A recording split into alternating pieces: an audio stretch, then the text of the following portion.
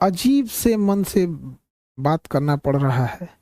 बड़ी दुखद खबर के साथ अचानक से सब चीज चल रहा था। कहीं कुछ कुछ लोगों से कॉल आने लगा कि सर आप न्यूज़ देखिए, या फिर ऐसे ऐसे घटना हुई है कि रोशन सर के भाई की नेपाल में संदिग्ध स्थिति में डेथ हो गई। तो हमें कुछ देर के लिए विश्वास ही नहीं हुआ। हमको लगा कि ऐसे बोल रहा है सब। आजकल एक न्यूज वगैरह के चक्कर में हमको लगता है ऐसा, तो हम डांटे भी, तुम लोग को ये सब नहीं समझ में आता है, कुछ से कुछ बोलते रहता है। तो कुछ पल के लिए विश्वास नहीं हुआ कि ऐसे कैसे हो सकता है। फिर धीरे धीरे कुछ लोग न्यूज भेजने लगे, फिर न्यूज पे देखे। जब न्यूज देखे ना, तो पैर के नीचे से जमीन खसक गया। एक समय एक कैसा अजीब करवट ले रहा है, किस दौर में, किस स्थिति में समय चला गया है, आखिर ऐसे कैसे हो गया। एक बार आप इसको न्यूज को पहले देखिए। गाइज ऐसे तो नहीं होना चाहिए। प्रिंस यादव के साथ रोशन सर का भाई सहरसा का रहने वाला था, घूमने गया था नेपाल, और नेपाल में सीधा खबर आ रहा है प्रिंस का मौत। ऐसा क्या बात है भाई। देखो, खान सर का भी गलती नहीं है ऐसा, जो खान सर भी कुछ साजिश किया है। खान सर ऐसा कर नहीं सकता क्योंकि वो भी बिहार का ही है और रोशन सर भी बिहार का है, और प्रिंस का हो गया मर्डर, तो इसमें कोई तीसरे का हाथ है। और ये दोनों तो भाई भाई है, लेकिन ये तीसरे का हाथ है। लेकिन ऐसा नहीं होना चाहिए जैसा अभी हो रहा है, जैसा हुआ है।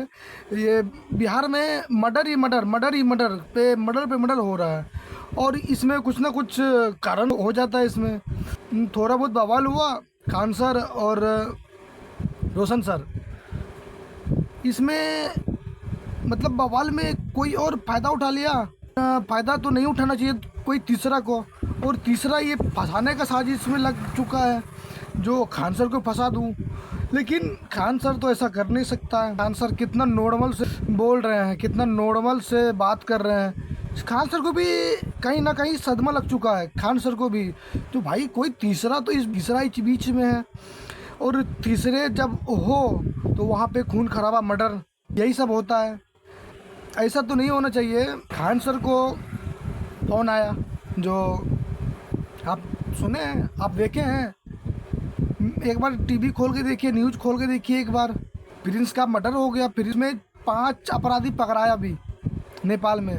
पोस्टमार्टम होगा तो उसमें पता चलेगा जो इसमें क्या हुआ, और इसमें 5 गिरफ्तार भी हुआ। उसके दोस्त लोग जो गए थे नेपाल घूमने साथ में, उनसे भी थोड़ा आप लोग जान लीजिए, सुन लीजिए क्या हुआ वहाँ पे, क्या बोल रहे। दवाई हार्ट अटैक हो गया, हाँ। और लेकिन अब जब रिजल्ट आएगा तब तो पता चलेगा तो क्या हुआ।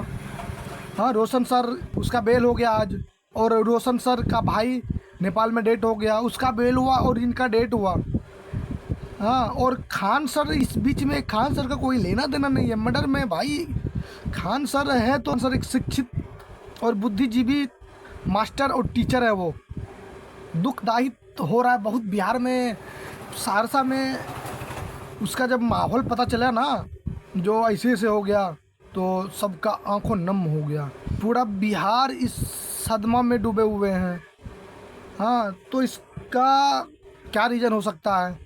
पूरा मीडिया पे छाया हुआ है मर्डर या अपहरण या जेल या दवाई या फिर बीमारी, क्या है वो तो भगवान ही जाने। लेकिन अब उसका पूरा छानबीन करके निकालेगा, सब पता चलेगा जो क्या हुआ, कैसे हुआ। हाँ, तो आप लोग को हम कंटिन्यू देते रहेंगे खान सर क्या बोल रहे हैं, खान सर क्या बता रहे हैं, तो आप लोग को हम इसके बारे में अभी हम सुना रहे हैं। खान सर देखिए कितना नॉर्मल से बात कर रहे हैं। खान सर को भी एक सदमा पहुंच चुका है। खान सर अभी खान सर का शक्ल देखिए। ऐसा ऐसा होना नहीं चाहिए। जब खान सर को पता चला तो खान सर का पहले तले ज़मीन खिसक गया, पहले तले ज़मीन हट गया सुनते ही खान सर को।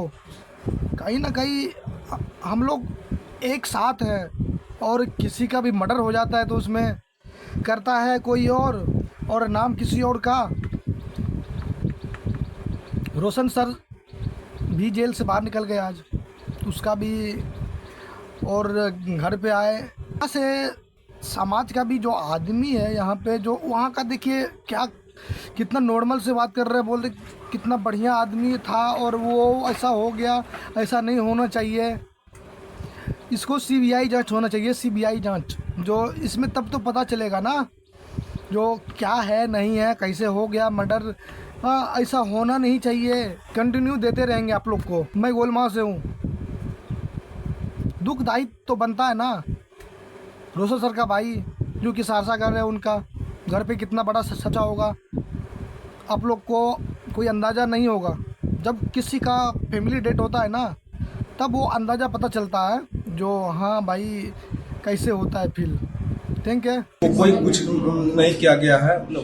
इससे पहले मतलब सही से सो नहीं रहा था 5-7 दिन से।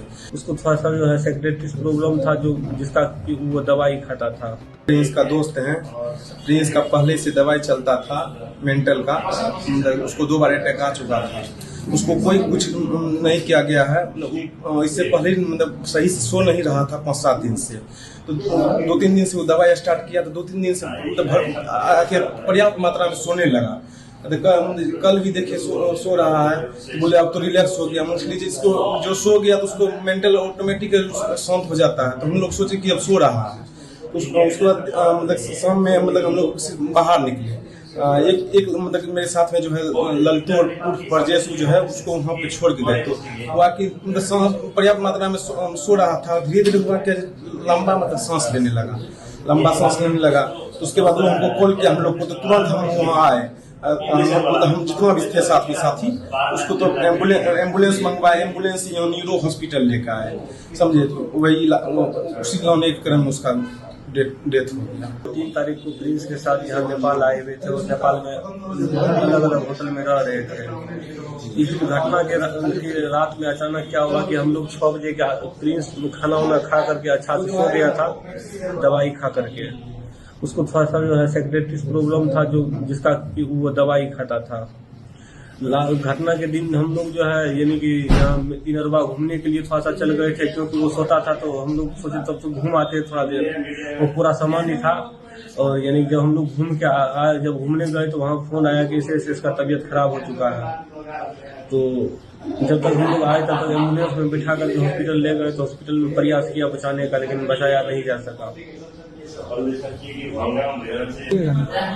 उसको हम लोगों में से किसी के द्वारा मारपीट नहीं किया गया है, ना ही किसी अन्य व्यक्ति के द्वारा मारपीट किया गया है। कोई मारा नहीं है, वो जो है बीमारी के मतलब सेक्रेटरी का बहुत समय दवाई खा रहा था, उसी के कारण मरा है। पटना के ज्ञान बिंदु कोचिंग संचालक रोशन आनंद के भाई प्रिंस यादव की नेपाल के विराट नगर में हुई मौत को लेकर नेपाल पुलिस की जांच में बड़ा खुलासा सामने आया। देखिए, जब वीडियो देखने के बाद एकदम दिल दहल गया। किसी परिवार के लिए इससे कठिन दौर क्या आ सकता है। भगवान इस कठिन दौर से निकलने के लिए उनको सहन शक्ति दे।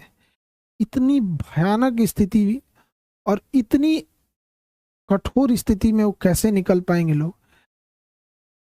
इस घटना के बाद पता नहीं कैसे परिवार सहन करेगा इसको। इस कठिन दौर में हमारी संवेदना परिवार के साथ है।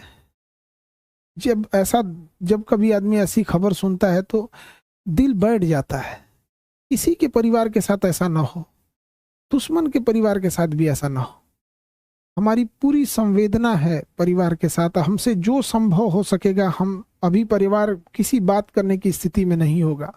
हम इस चीज को समझ सकते हैं कि किसी के साथ ऐसा ना हो, लेकिन हमसे जो प्रयास होगा, हमसे जो कहेंगे लोग, हम वो हर संभव मदद करने को तैयार हैं, चाहे जो कुछ वो कहेंगे।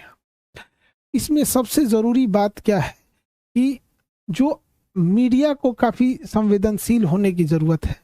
जो ऑथेंटिक न्यूज है वही चलाएं। अलग अलग इधर उधर अफवाहें या अटकलों पे ना जाएं। ये बहुत संवेदनशील मामला है और पुलिस अपना एक ऑफिशियल बयान जारी करे जिससे कि स्पष्ट हो सके चीजें क्या हैं और जल्दी से जल्दी इसका पोस्टमार्टम रिपोर्ट सार्वजनिक किया जाए। और सबसे ज्यादा जो अजीब सा चीज लग रहा है। ये कोइंसिडेंस, ये कैसे कोई तीसरा इंसान इसमें इन्वॉल्व लग रहा है? आखिर इतनी खतरनाक चीजें, इतनी अमानवीकृत कैसे कोई कर सकता है? तो इसमें कोई ना कोई तीसरा साजिश जरूर कर रहा है। इसके लिए एक उच्च स्तरीय जांच होनी चाहिए और उच्च स्तरीय जांच की रिपोर्ट को लाया जाए और जो दोषी पाए जाएंगे उनमें एक को भी न छोड़ी जाए। फांसी से नीचे इनकी कोई सजा नहीं होनी चाहिए। आखिर ऐसा किसने, अगर किसी ने इसमें इन्वॉल्व है तो? अभी न्यूज में पता चल रहा है कि अलग अलग न्यूज अलग अलग चला रहे हैं। कृपया करके न्यूज वालों से भी हाथ जोड़कर विनती है। कोई कहता है कि मिर्गी की दवा खाई, एक दूसरा न्यूज देखो तो कोई कह रहा है कि शराब, कोई अलग न्यूज दिखा रहा है, कोई कुछ न्यूज दिखा रहा है। तो कृपया न्यूज वाले ऑथेंटिक चीजों को दर्शाओ। किसी की जान गई है, क्या मिर्गी की दवा कहाँ से थी, कहाँ से लाया गया, इसकी जांच पुलिस सार्वजनिक करे इस मामले को। और जो न्यूज में चल रहा है कि 5 लोगों को हिरासत में लिया गया है, सबसे जरूरी चीज है कि उन 5 लोग कौन कौन से थे, वो उनको नाम सार्वजनिक किया जाए। उनकी भी जांच होनी चाहिए कि वो आखिर कौन थे। दोस्त के रूप में कोई और तो नहीं था। ये तीसरा एंगल कोई हो भी सकता है इसमें। इस चीज को नकारा नहीं जा सकता है कि जिस तरह से इस मामले को तूल पकड़ाया गया, एक गार्ड का मैटर था, अपना सॉल्व हो जाता इसको, लेकिन इसको इस तरह से तूल पकड़ाया गया इतना बड़े लेवल पे। और इधर ये जब ये घटना सामने आती है तो कुछ समझ में नहीं आता है क्या करें आप। इतने कठिन परिस्थिति में पूरे लोगों को से भी विनती करते हैं कि परिवार का सहानुभूति रखें और इस बात पर जोर दें कि तीसरा एंगल पर जांच हो और जो लोग संदिग्ध, नेपाल ने किन 5 लोगों की गिरफ्तारी की है उनकी भी जांच होनी चाहिए और एक उच्च स्तरीय जांच बैठाकर जो भी दोषी पाए जाएंगे उनको फांसी से नीचे सजा नहीं होनी चाहिए। देखिए, जो इंसान अब पुण्य आत्मा अब दुनिया से चली गई, भगवान उनको शांति दे, लेकिन यदि इसमें जो इन्वॉल्व है उसको पुलिस पकड़ लेती है या उच्च स्तरीय जांच में आती है तो कहीं ना कहीं ये उचित रहेगा। इस कठिन परिस्थिति से अजीब सा समय ले आ देता है। कभी कभी समय इंसान को ऐसे जगह लाके खड़ा करता है ना, जहां इंसान को कुछ समझ में नहीं आता है क्या हो रहा है, ये समय का चक्र किधर चल रहा है, कौन सी साजिश चल रही है, कौन कौन इसमें इन्वॉल्व हो रहा है, कौन तीसरा इंसान तो नहीं इन्वॉल्व हो रहा है। आखिर वो 5 लोग कौन थे और उसके साथ क्या कर रहे थे। उस पुण्य आत्मा के लिए श्रद्धांजलि देते हैं और इस कठिन परिस्थिति में मेरी संवेदना परिवार के साथ है। हमसे जो मदद हो सकेगा, हमसे जितना संभव हो सकेगा, हम उतना सहयोग करने को तैयार हैं। लेकिन सबसे जरूरी चीज है कि पुलिस को इसमें आके एक ऑफिशियल प्रेस विज्ञप्ति जारी करनी चाहिए और जल्दी से जल्दी जो रिपोर्ट है उसे सार्वजनिक करनी चाहिए ताकि चीजें सही दिशा में जाए। मेरी संवेदना परिवार के साथ है। अब ऐसी परिस्थिति में इंसान को कुछ बोलना भी बड़ा अजीब सा लगता है कि क्या इंसान बोले। ऐसा समाज समय कहाँ ले आके खड़ा कर देता है।